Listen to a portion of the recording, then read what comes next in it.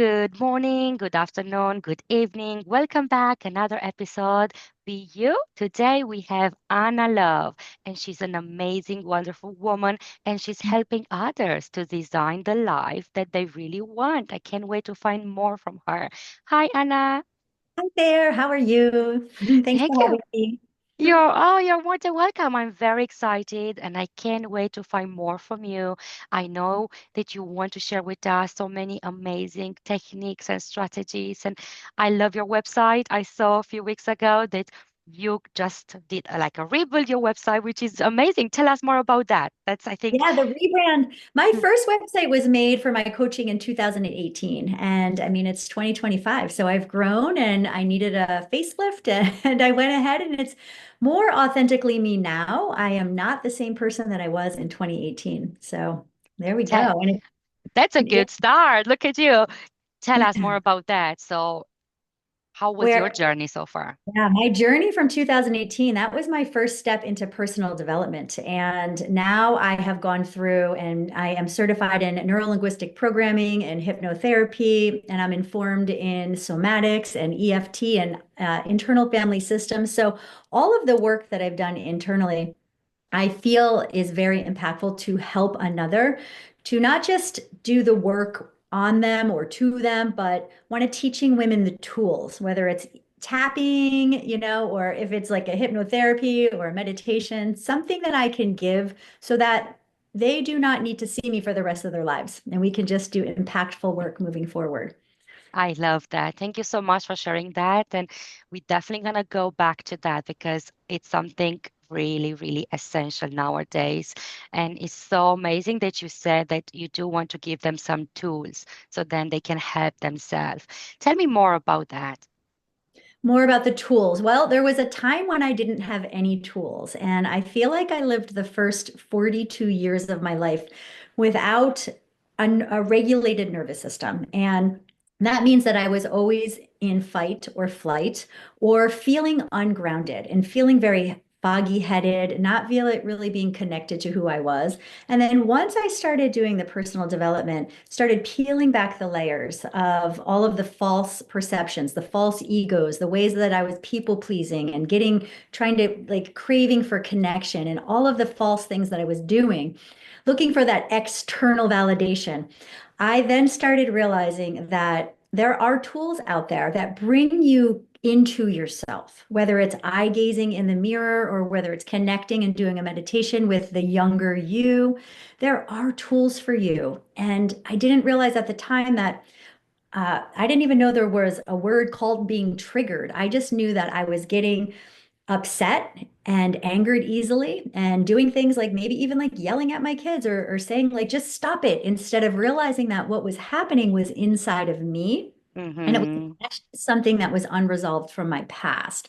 And, breathing technique is a tool, or just being able to pull yourself away from that event that's going on that's triggering you and just asking yourself, where have I felt this before?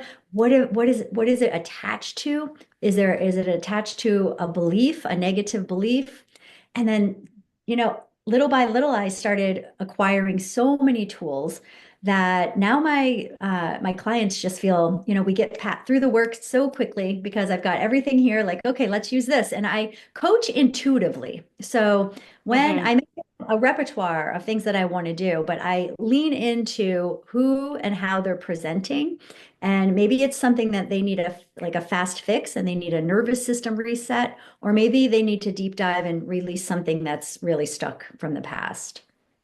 I love that. And I know you mentioned about having three kids, if I remember right. So you mentioned about the kids. Are any of those tools actually, are you helping your children even now in learning those tools? Are you implementing them? So it's funny when you ask that because I used to be a teacher of kindergarten kids, and kids would obsess about me. It was like I was Santa Claus, right? In the classroom, and anything I said or did, they would want more of it. And I could teach them so easily. And I said, "Oh, when I have my own kids, it's going to be piece of cake, piece of cake." Not that way, because you have these unconscious triggers. And so you are giving off energy. And it may be, you may not be aware of what you're doing, or it might be a little tone in your voice. So I am always sort of self regulating and checking in with myself, making sure that I'm speaking in a neutral tone and not too far, from this way or too low down here. And I am a big believer that they are absorbing everything about me, right? So it's modeling. So they're getting that. But I notice that when I attempt to give them a direct, like learning, like do this is the way it's done. My children say, I don't want to hear about that. Like they shut it down. Okay. And that could be something like a breathing technique, right? And all of a sudden that like, I don't want to do that. So what I've done is I have, I'll use metaphors. So I'll tell a story about something that when they absorb the story, it isn't directly about them, but I know that they're getting it, right? And Yes, I love that. Yes, carry on. Tell us more. Tell us more.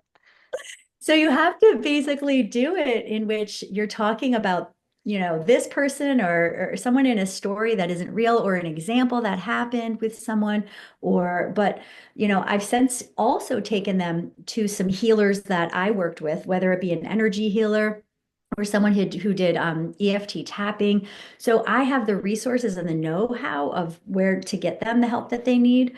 And so it isn't just me, me directly to them, but I do know that they're retaining things that I say, even though they Absolutely. laugh at me about it, make fun of me. Yeah, absolutely. And I love that. And I try with my little one, Jason, he's just 2, but usually when I see him like really, really getting there, like really, especially if he's frustrated because he's trying to do something and it's not working. And yes, obviously the breathing could get really difficult, especially at this age, right? But when I'm like, okay, let's smell the flower, and then we smell the flower together, and then we blow the balloon or a dragon or a candle or whatever. It's and he loves it. And now he starts when he's seeing me like a bit, agitated. He's like, oh, mommy, balloon. I'm like, oh my gosh, you got it. So it's just consistency. Obviously, it's a case of making sure I repeat that to him. And now I think it was a few months and now he got it. And it's amazing. But the storytelling, I love that. I will have to try that one as well. Thank Going you. to stories, can you tell us a successful story with one of your clients? Is there something you remember that was amazing and you like to share with us? Yeah, I have so many amazing stories. I work with women who feel disempowered, whether it is in a relationship with their husband who is not treating them kindly, or if it's someone with their boss at work, they feel that they can't speak their truth. So, I mean, let me just pick in the bag of which one I want to share with you. I recently had a woman who came to me, I'd say recently, a year ago, and she wasn't sure. She was on the fence. Does she leave her husband or does she stay? And they had been together for 23 years. And he was a narcissist, according to her. So he was very demeaning and, berating her all of the time. And she had actually left 2 times before and then didn't have the strength and the endurance and the resilience to stay away. And so she would go back. And then again, the cycle would happen again and again and again, as it had for many, many, many, many years. And of course, this wasn't who he was when he met her. So this, along the time of their relationship, it got worse and worse and worse. And he was drinking a lot and he was draining their finances. So she said, I don't know, do I want to leave or do I want to go? And I said, well, let's find out. And we did some digging into what's keeping you there. And there's parts of you that are choosing to stay. And there's parts of you that want to leave. And the part that wants to leave does it and then gets pulled back because they don't believe in themselves. They don't trust themselves. They don't feel like they're strong enough. And when we did the digging, we found out that at 3 years old, now she had an older brother who was 3 years older than her. So a 6-year-old brother, and then she was 3. And her mom and dad felt that they wanted to teach her to be a strong and very resilient daughter. And so they pulled up to a convenience store and they told her to go inside and get the directions to where they were going. Now she's 3 years old, and they said, we're going to wait in the car. You go find out how to get to the next place. We don't know. So in goes the 3-year-old, comes back out with the directions on where to go. And I thought that was fascinating in its own regard. But then I said, wait a second, what about your brother? Wasn't he older? And she said, oh, yeah, well, I was told that he wasn't capable. He wasn't able to do it. And so Mm, there was where the belief got instilled upon her that she had to take care of her brother because her brother was not capable of doing these types of tasks. So then she became his keeper. And fast forward, she's now attracted to a man where she needs to tend to his ego because he obviously has some unresolved issues with what's going on in his behaviors. She's now tending to him.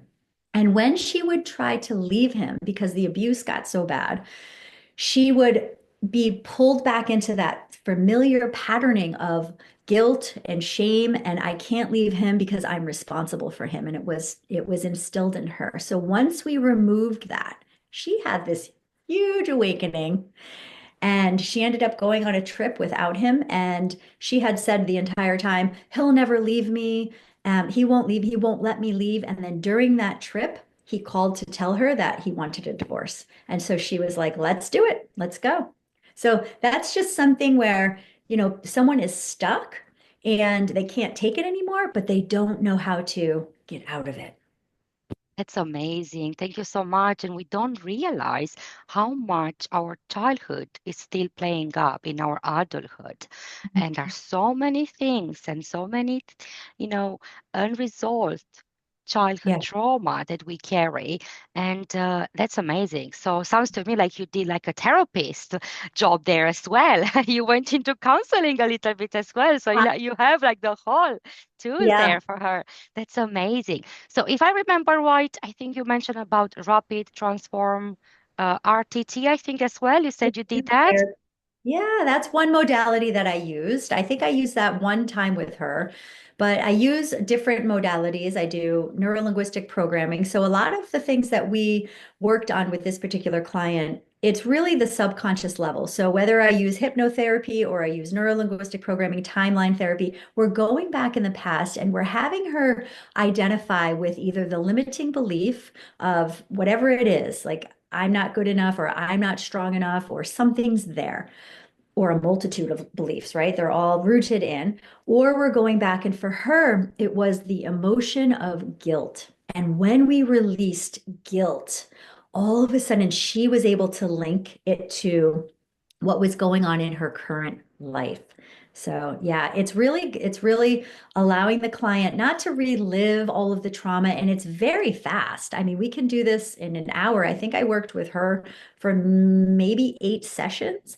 And by session maybe 6 or 7, she had done the work and she was able to be on her own. Yeah, that's amazing. And I'm glad you mentioned guilt because some of my clients, they have the same issue. So I work with moms in business, and this is one of their biggest struggle, feeling guilty for not having enough time to spend with their family, or feeling guilty that they don't spend too much time in their business. And then they can't really be present either at home or either in business. So you can imagine it's a struggle there. Absolutely. Is there a tip you can give them? What can they do to start killing this guilt?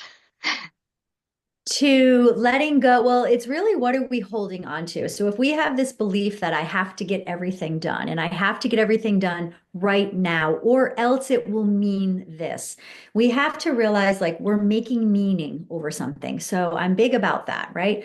When we apply meaning to something, that is where the trauma comes in. Okay. So when we make it mean that we are not good enough, if we don't get all the things done on our to-do list and then we do not show up, like if we don't divide ourselves in half and be a double person at the same time, then we are a failure. Okay. So when we start to notice, I think my tip would be when we start to notice that we are telling ourselves, we have this inner critic that is speaking to us, you're not good enough. Whatever it is that this inner critic is saying, it's not enough. It's not enough. I got to keep going. Whatever it is, then that's the time to say, I hear you and I know that you're trying to help me, but I need you to go over here and just take some space from that part of you. It's a part of you. And you're not trying to dismiss it or say, go away or leave me alone. You're saying, I acknowledge you and you're doing it for my own good. And I get that. However, I'm feeling dysregulated. I'm feeling like not grounded. And I need to take some space from this voice. And then bringing it, like letting it go, right? Like over, just be over here. And then really doing a grounding exercise. So I'm a big believer of EFT tapping. So if they could just do some tapping, and when you tap, it's very, do you want me to go into that or do you want me to Yes, say, go for it. Yeah, I'm aware of it, and I know how to do it, and I love it. But please, yes, share it with one us. fastest ways to get yourself back into a state of groundedness and regulation is either breath work or tapping. And so there's different tapping points and you can start with a karate chop and you just start saying what's real for you. You say, I feel out of control or I feel overwhelmed. And you say that and you say, and I love and accept myself completely. Right. So even though I feel overwhelmed, I love and accept myself completely. And you say that maybe 3 times, and then you start tapping on different areas. And you can go right here is one. And you want to do a round of all of these tappings, saying the negative. I feel so overwhelmed. And you want to tap at least 6 times. So you're tapping here, and then you're going over to this point, and then you're saying, it just feels too overwhelming. Whatever comes up for you, I feel angry. I feel exhausted. Whatever feels what you're dealing with. I feel like a failure. Then you go down to here. I feel like a failure every day. Every day, it's the same thing. I'm always on the hamster wheel. I'm never doing enough. And you go down here. It feels horrible, horrible. I don't love this lifestyle. I need a break. I need some help. Whatever's coming up for you. Then you go here. This is a rat race. I'm never doing enough. It feels so inauthentic. I never have enough time for myself. And then you go to the chest. I feel like a failure to my kids. I feel like a failure in my job. I feel like a failure everywhere. Right? Tapping at least 6 times. And then you go here on your rib cage. Enough is enough. I need help. I need help. I don't like feeling this way. And then you go to the top of your head. I deserve better. I know I deserve better. And then you stop and take a deep breath and you assess how you feel. And then you bring in the next round is what you want instead. I have support. I'm going to slow down. I listen to my body. I breathe. I am enough. I feel enough. I have the freedom to say no. I know how to access my voice. Even if you don't believe it, you say what you want instead. I deserve peace. I need some breathing room. I'm taking that breathing room. Yeah, I deserve that breathing room. I'm at peace. And that's just one round of each. And then check in with yourself, see how you feel. And that should bring you down a level or two. I know it did. Wow, phenomenal. I used to do this only in groups, to be honest, and I love it. And now I will try to do it on my own. I had no idea I can do this by myself, which is amazing. Thank you so much for sharing that. That's so powerful. That's really powerful. And then when you're starting yawning and you start feeling all those things, it's like, oh my gosh, the energy is moving and the That's things right. are, yes, it's great. Yeah. Now, Anna, I really thank you so much for that. I would love to learn more about Blueprint to Freedom. Can you talk with us a bit about that? Absolutely. Okay. So I am a big believer that if you are unhappy with your reality, okay, so put reality on one hand. You can change your reality, right? You can leave your husband, you can quit your job. We don't need to take that much of a drastic change, okay?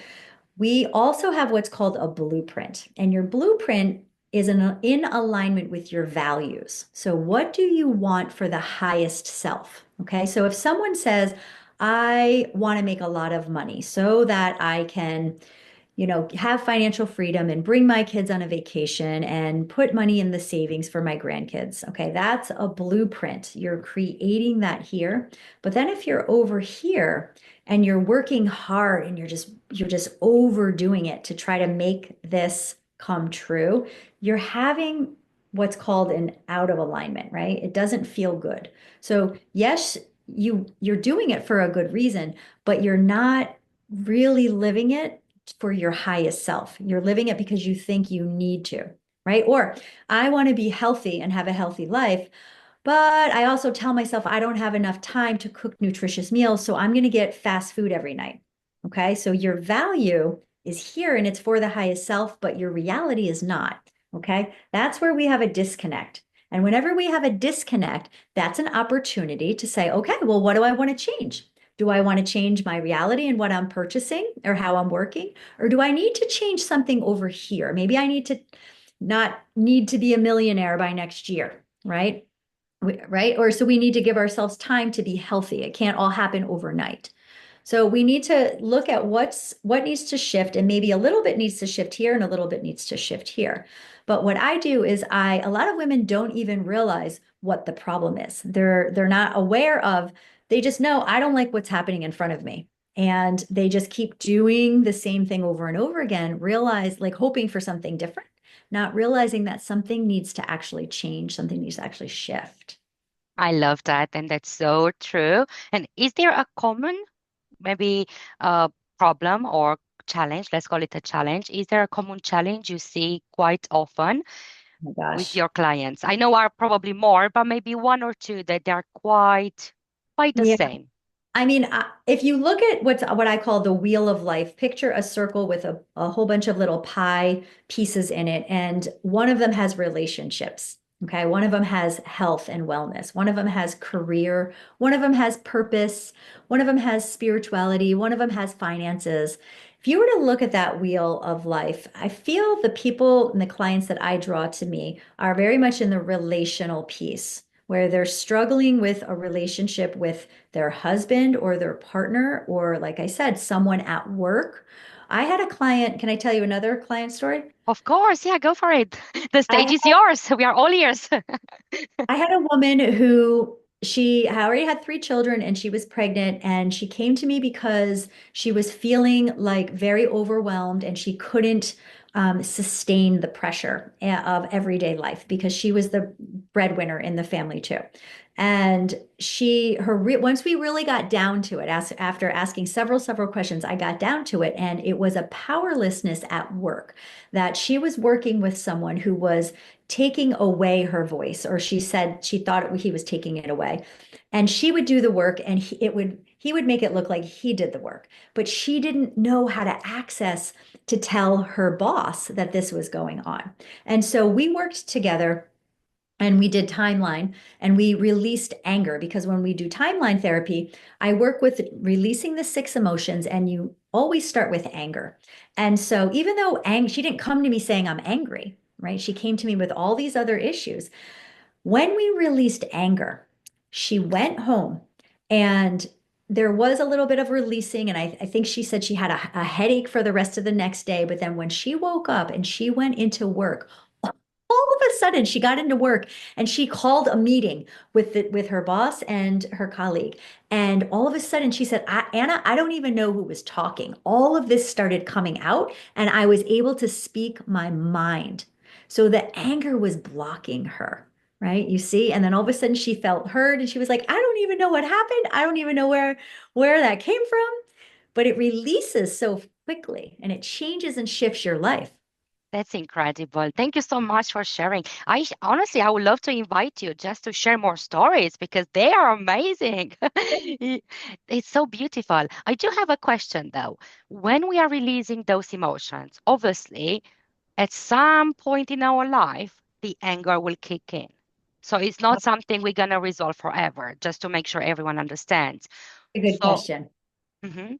Can you go Yeah. a bit deeper in that Yeah, aspect? no, that's such a good point. I didn't really I didn't allow you to ask your question, but it's such a good point that I'm not removing emotions from your life, right? I can't do that. I'm not God, right? You're always going to have anger. Something's going to anger you. Something's going to sadden you. Something's going to come in, and there might be a bear chasing you down the road. You might see a dog get hit by a car. Like there's going to be sad things and fearful things in the world, okay?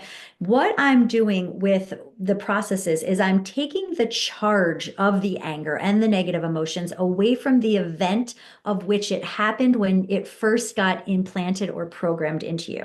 So the idea is something happened in your life a long time ago that your mind made meaning around it, and it gave you a disempowering belief, and then your unconscious mind said, oh, we're going to hold on to that because, and we're going to remind you anytime we feel anger or anything around that, we're going to remind you of that again. And so that charge, it feels like you're reliving it and you don't know why you're feeling this way. It's attached to something back here. It's like a string attached to something back here, and someone's tugging on you, and you're getting pulled back into the past, and you don't know why you're reacting or you can't speak. Okay, so when we release the charge, then all of a sudden, when you do the process, you come all the way back to now and on your timeline, and you reconfigure all of the events that ever occurred in your life around the releasing of that emotion or that limiting belief.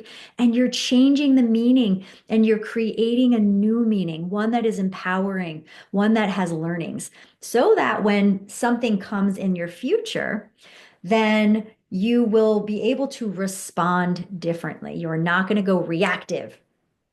I love that. So instead of reacting to it, now you can take a few seconds and you will respond. I love it. That's amazing. I know you have three daughters, if I'm not wrong. Can you Yes, I have. tell? Yes, Mhm. just please tell. I'm really curious, and I'm sure everyone who's listening will love to know, how do you balance motherhood with being an entrepreneur? What's your secret? I have twins who are 13 and I have a 15-year-old. And before I was a coach, I also have actually another business where we teach kids to cook. It's called Tiny Chefs, and we do it here I live in the Washington, D.C., Virginia, Maryland metro area. So I've been doing that business. So I've been an entrepreneur since before I had my daughter. So it's an 18-year business. And I did have help in the beginning and when they were very, very young, and I couldn't afford to bring someone into my business, and I had to wear all the hats and do all the things. I was able to afford a nanny. My husband afforded that for me. That was helpful. However, as I grew my company and I just kept doing the things that I would choose the thing that I knew would grow the company the most.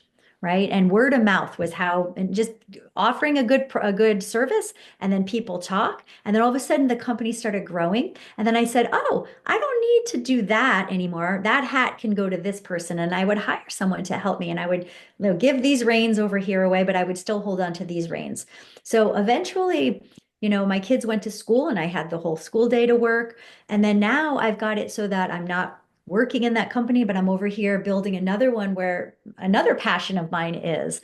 And I think if you come from an authentic place, you don't have to worry about taking energy and being a certain person for each, thing that you're doing. You're always you, and you're always coming from that source energy. So when I work with clients, I don't get tired. I don't get drained. I feel energized because I'm doing what I'm meant to be doing, and it's coming from my essence and my truth. I love that. Thank you so much, Anna. It was amazing.